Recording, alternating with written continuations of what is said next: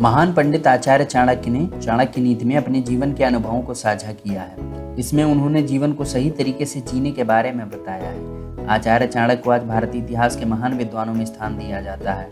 अगर उनकी बातों पर ध्यान दिया जाए तो व्यक्ति जीवन में कभी मात नहीं खा सकता। दोस्तों, आचार्य चाणक्य ने अपने जीवन में जो ज्ञान जांचा परखा समझा, उन्होंने अपनी एक महान पुस्तक में उसे सब संकलित किया, लिखा। इस पुस्तक का नाम है चाणक्य नीति। इसी महान पुस्तक से हम कुछ ज्ञान के बिंदु आप लोगों के लिए लेकर आए हैं। तो दोस्तों, आचार्य चाणक्य ने चाणक्य नीति में बताया है कि ये 4 लोग आपके शत्रु हैं। जी हाँ दोस्तों, वो 4 लोग आपके जीवन में आपके शत्रु हैं। कौन कौन? सबसे पहला, कर्जदार पिता। जी हाँ दोस्तों, यदि आपके पिता ने आप पर कर्ज डाल दिया है, मर गए लेकिन आपके ऊपर कर्ज छोड़ गए, तो ऐसी स्थिति में ये मान के चलिए कि वो आपका शत्रु था एक तरह से, क्योंकि जीते जी उसने ये सारे कर्ज समाप्त नहीं किए। अब आपके ऊपर एक तरह से बोझ पड़ गया और इस बोझ को निपटाते निपटाते आपको अपनी ज़िंदगी के कई क्षण बर्बाद हो जाएंगे। तो वही बात आचार्य चाणक्य कहते हैं कि जो कर्जदार पिता होता है वो शत्रु के समान होता है। तो यदि आप भी पिता हैं तो आपकी ये जिम्मेदारी बनती है कि आप अपने पुत्र पर कर्ज न छोड़ें किसी भी तरह से। समस्त कर्ज को अपने तक ही रखें और इसे समाप्त करके ही जाएं। ये बात आचार्य चाणक्य कहते हैं। दूसरी बात क्या कहते हैं आचार्य जी? आचार्य जी दूसरी बात कहते हैं कि व्यभिचारी माता ये भी शत्रु के समान है। जी हाँ दोस्तों, यदि माँ व्यभिचारी है तो जाहिर सी बात है परिवार टूट जाएगा, बिखर जाएगा। ऐसे में बच्चों का पालन पोषण सही से हो नहीं पाएगा। उनके दिमाग पर एक विचित्र प्रकार की बात स्थापित रहेगी। अक्सर आपने देखा होगा कि यदि घर परिवार के लोग बुरे होते हैं, यदि किसी बच्चे की माँ बुरी होती है तो बाकी बच्चे भी उसे चिढ़ाते हैं, बोलते हैं कि तेरी माँ तो वहाँ थी, तेरी माँ तो वहाँ थी।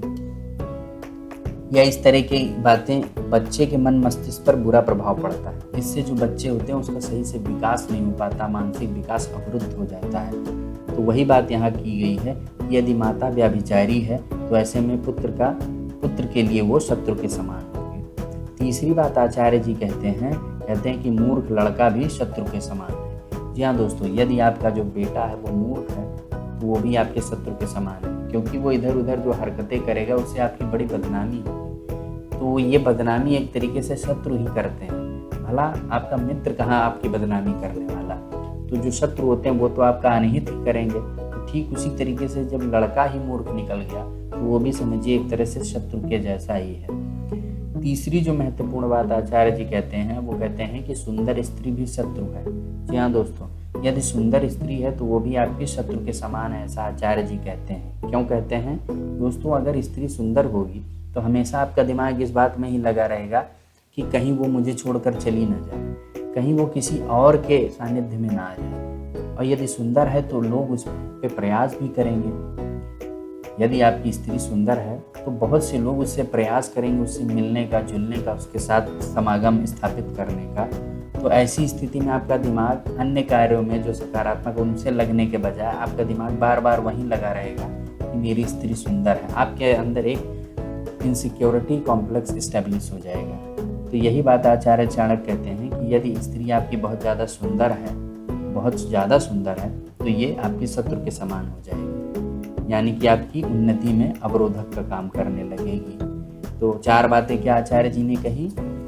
आचार्य जी कहते हैं कि कर्जदार पिता, व्यभिचारी माता, मूर्ख लड़का और सुंदर स्त्री ये 4 शत्रु के समान हैं। इन पर हमेशा सतर्क रहना चाहिए। दोस्तों, आज के इस वीडियो में बस इतना ही। आपको ये वीडियो कैसा लगा हमें कमेंट में लिखकर ज़रूर बताइएगा। और हाँ, चैनल को लाइक और सब्सक्राइब जरूर करिए। आज के इस वीडियो में बस इतना ही। धन्यवाद।